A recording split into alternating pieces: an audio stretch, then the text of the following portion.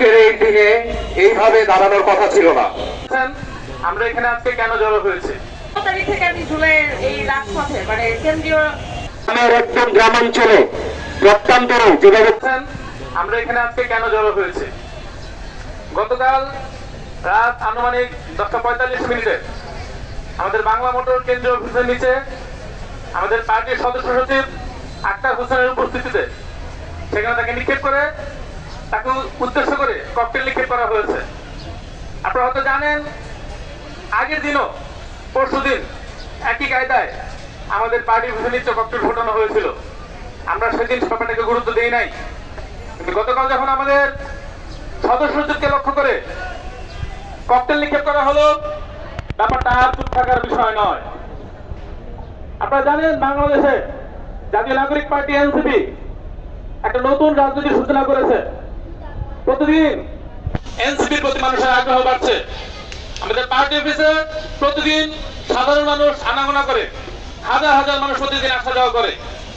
মানুষদেরকে ভয় দেখানোর জন্য বোনেরা, আমাদের আজকের এই দিনে এইভাবে দাঁড়ানোর কথা ছিল না। আমাদের ভাইদের উপর বোনেদের উপর হামলা হবে, সেটা কখনোই এই সময় মানান না। গতকাল রাতে আক্তার ভাই সহ আমাদের কেন্দ্রীয় অফিসে অন্য অন্য সদস্যরা কেন আহত হবে?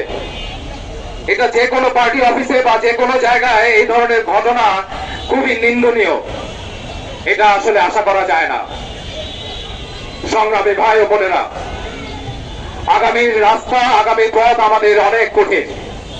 সেই কঠিন রাস্তা আমাদের পার করতে হবে। আমাদের ভয় দেখায় না, আসলে ভয় দেখায় কোনো লাভ নাই, কারণ সেটা উপলব্ধি আপনারা করতে পেরেছেন যারা ফ্যাসিস্ট ছিলেন।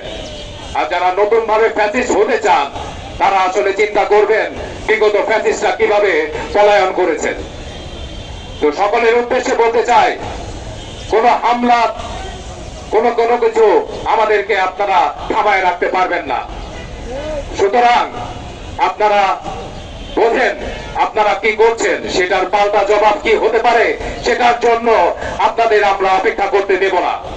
সকলকে ধন্যবাদ এবং সকলকে এই বিক্ষোভ মিছিলে অংশগ্রহণ করার জন্য অনুরোধ করা হচ্ছে।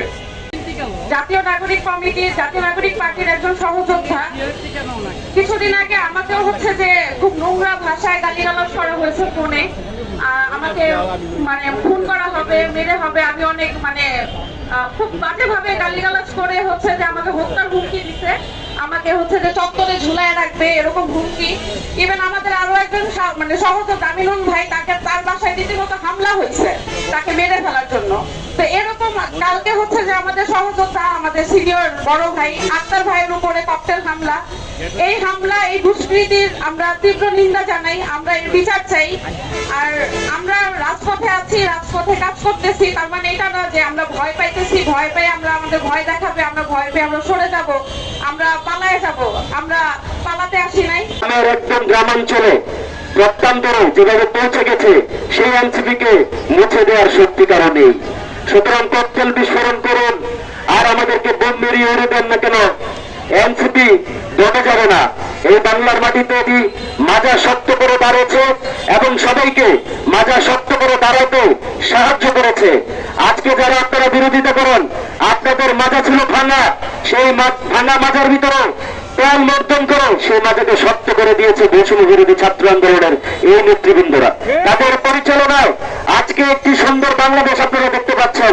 যে সাহস নিয়ে কথা বলতে পারছেন, সেই কথা বলা কিন্তু পারেননি 5ই আগস্টের পূর্বে।